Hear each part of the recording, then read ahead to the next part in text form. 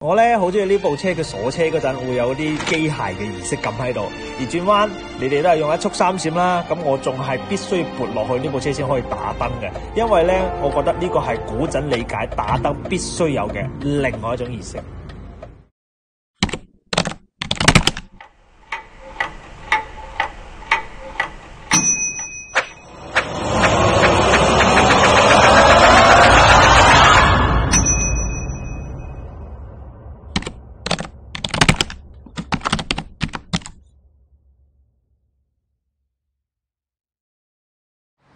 呢一部2001年喺德國生產嘅寶馬，唔係 E39520咧，其實係喺我2014年嘅時候買翻嚟嘅一部車。咁嗰陣我其實係啱入新車評冇耐啦。咁而家計咧，已經喺我手上差唔多5年時間㗎啦呢部車。咁其實佢對於我自己嚟講咧，好緊要啊，因為呢部車咧係我第一台親自買翻嚟嘅二手車。咁對我自己嚟講咧，又有故事又有影響啦，因為我真係超中意揸寶馬嘅。咁然後我覺得 E39呢部車好經典，所以嗰陣諗都唔諗就買咗呢部車翻嚟啦。咁對於我自己嘅職業生涯而言咧，買呢部車之前其實係我好專心喺度做緊新車嘅評價，玩緊賽車嘅。咁二手車咧一直都冇接觸，而因為有咗佢之後咧，我就開始混二手車呢個圈，然後喺度了解緊究竟點樣去修復一部舊車，點樣去揾佢哋之間嘅一啲故事。所以呢部車好緊要㗎，冇咗佢我都唔玩二手車㗎。咁之前咧其實我已經拍咗一條短片啦，專門講緊 E34同 E39。咁嗰條片實在太短啦，其實冇辦法表達出我對 E39嗰種中意嘅感覺，所以今日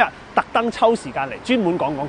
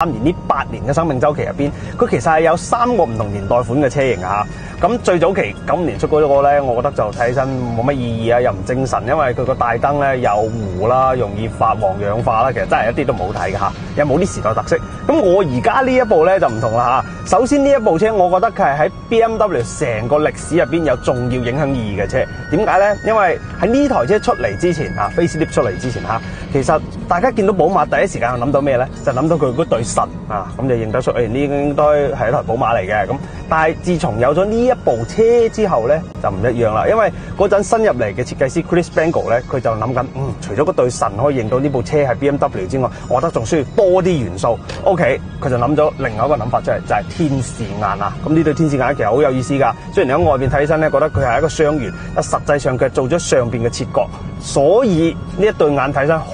狠㗎，就係咁㗎。所以我覺得呢一台車對於成個 BMW 嘅歷史演進嚟講咧，都好重要意義。因為你而家除咗認對腎之外，仲會認埋佢對眼。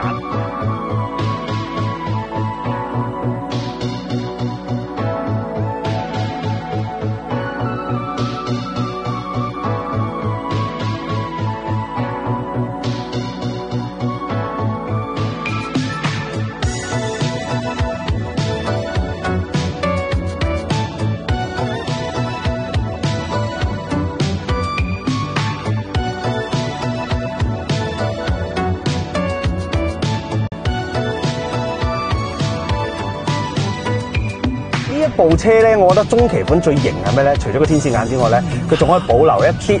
時代嘅特徵，就係轉向燈佢都仲係黃角嘅。咁仲有一點嚇，除咗個樣之外咧，就發動機嚇，因為早期嗰個發動機咧520用嘅就係 M2 嘅發動機嚟嘅，咁個數據會弱啲啦，低扭亦都會差啲嘅嚇。咁後來做咗 facelift 之後，我哋見到新嘅 M54 發動機，呢部發動機包括後期嘅 E60 其實都喺度用緊嘅，所以你可以揾到好多機器、好多唔同嘅配件去整啦。好整嘅係一樣啦。另外一樣就係咧，佢成個低扭優化會做得比較好嘅。雖然我最早期用嘅M54嗰個 2.2 嘅發動機咧，佢就有啲弱雞嚇，咁就只有168匹，然後210牛米嚇，2.2直6個發動機啊，我就貪佢個聲就，但係真係冇力㗎，要好有耐性咁先上得到去。咁後期因為嗰副發動機咧，其實個缸壓越做越唔靚啊，再整落去個費用太高啦，所以我後來諗，我就抬咗部突機翻嚟，然後自己換成咗 M54 嘅 3.0。如果你想抬一台 3.0 嘅發動機 M54 嗰個落利部520嗰度咧，好簡單嘅啫，因為嗰陣520、530用嘅都係同一款波箱，然後嗰個波箱咧就唔好似而家咁啊 BMW 永遠搭柴庫，唔係㗎，嗰陣用嘅其實係 GM 嘅5速自波，咁你抬咗副機器入嚟之後咧，你只要將個電腦匹翻上去530嘅狀態咧，其實部車就可以正常咁用啦，波箱亦都唔使喐。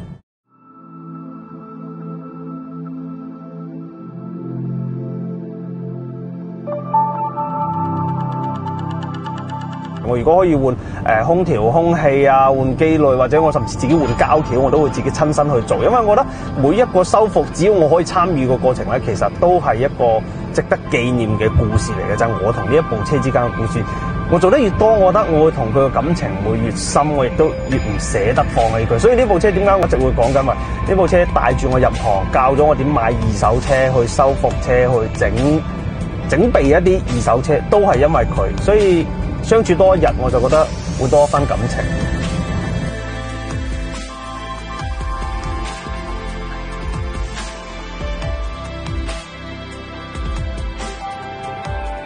其實我覺得我呢部車咧，佢個籠係超有年代感嘅，而且個度係攞得啱啱好啊！你要知道咧，呢台車中期改款咗之後，啱好就係卡帶同埋 CD 切換嘅嗰個年代嚟嘅，所以你會睇得到呢台車入邊仲有一個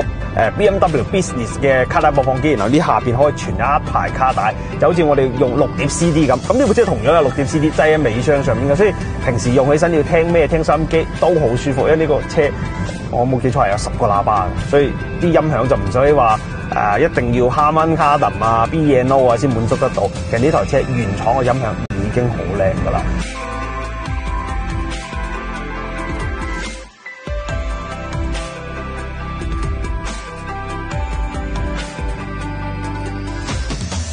其實呢台車個籠咧，我淨係做咗一個改造，就係方向盤。呢個方向盤我喺部 E38上面拆落嚟，因為當時我覺得，哇，個方向盤好靚啊，白樺木㗎，因為好少 E38、E39有呢一種配色嘅木紋方向盤嘅。咁我卸咗個落嚟，不過買咗翻嚟之後咧，後來個木紋裂咗啦，然後我就只可以跟翻呢個車嘅色調，包翻呢半圈木紋嘅方向盤。咁中期係唔會有嘅，尾期款先至會有呢一套方向盤出現。不過咧，除咗呢個方向盤之外，你齋睇呢台車個籠嘅所有位置，其實全部都係原裝，冇做過翻新嘅。所以我真係好多謝上一手車主啊，幫我 keep 得咁好嚇。其實咧都幾多人問過我㗎，喂，你點解要 keep 住部 E39 keep 咁耐？呢部車又冇收藏價值，不停有貶值，我仲要不停咁投錢落去，而且仲難整過多人玩嗰個 E46，keep 住佢為乜咧？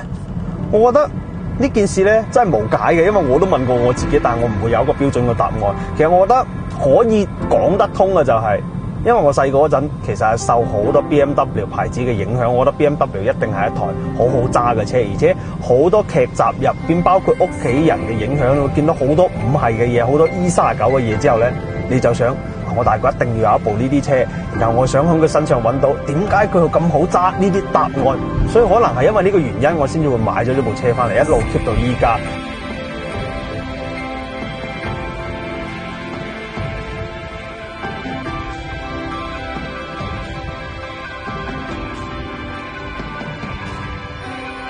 仲有啊！呢部車嘅軚咧，我覺得超好揸嘅。雖然成日壞，但係佢好嘅時候咧，我覺得呢部車開起身好自由淡定啦，非常之舒服。然後走山路嘅時候咧，個軚感啊好好。雖然架車係撐唔住，但係呢個軚感咧，我覺得亦都係一個年代標籤，因為佢係一套液壓嘅轉向嚟嘅。其實個手感咧都幾真實還原翻嚟㗎嚇。所以有時候你揾90年代嘅車為乜咧？你就係慢慢想追翻嗰種純粹嘅機械嘅感覺。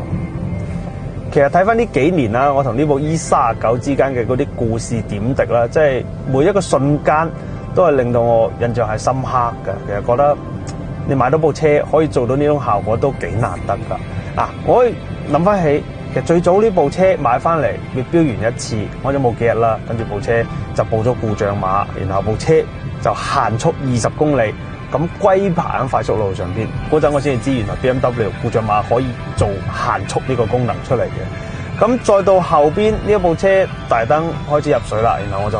揾好多唔同嘅方法去解決啦，甚至我亦都學識咗去邊啲網站上邊先至可以 bid 到啲舊車嘅零件。而偉大嘅陳田，我第一次行入去都係因為要買呢台車4個門個色板，我先至知去邊度揾零件。後邊我第一次坐拖車，其實都係因為呢部車壞咗個油泵，我先上拖車。當日唔穩，亦都第一次自己去到市場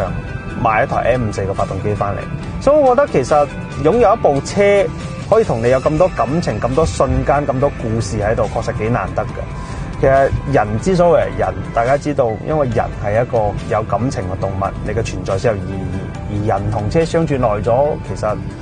都會有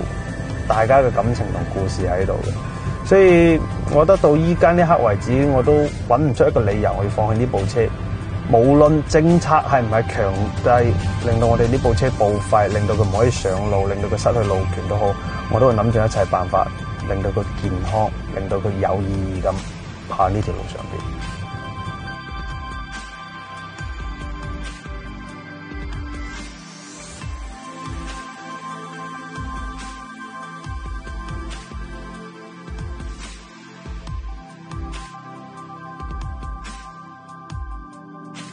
其實唔覺已經揸到天光啦，不過揸住 E39嗰種感覺咧真係好正啊！其實我曾經計過一條數，我就呢4-5年嚟咧，其實使喺呢部車上面嘅錢咧已經足夠我買幾部 E39翻嚟拼完再揸幾次噶啦。所以有啲人會覺得使咁大個錢去整呢部舊車係咪有啲傻咧？有咁多新車跑車去揀，點解偏偏要玩佢？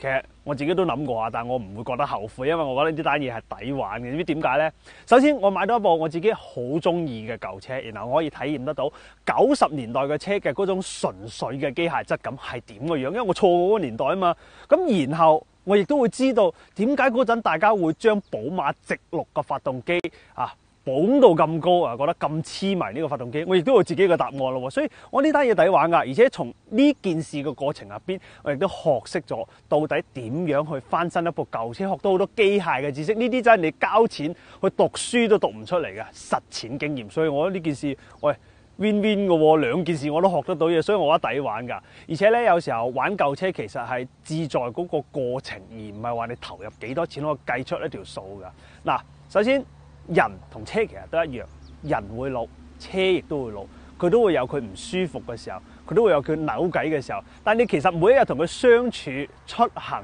生活嘅過程入邊，你會收穫好多點滴。呢啲點滴都係你同佢之間嘅一啲故事。我覺得每一日都有得發生，每日都可以帶住呢部舊車出街去逛咧，嗰種滿足感啊，真係而家你開啲現代化咁多自動駕駛咁舒服嘅車所俾唔到嘅，因為太智能，冇咗溫度去，所以我先會咁中意 E39呢款車。其實呢，我覺得拍到依家為止，舊車呢個欄目一啲都冇跑偏。其實買一部屬於自己嘅舊車無分貴賤，只有你自己同佢有故事，呢一段感情值得去記錄同回憶嘅話呢，呢部就係一部真正屬於你嘅舊車。如果你有嘅話呢，記得好好珍惜啊！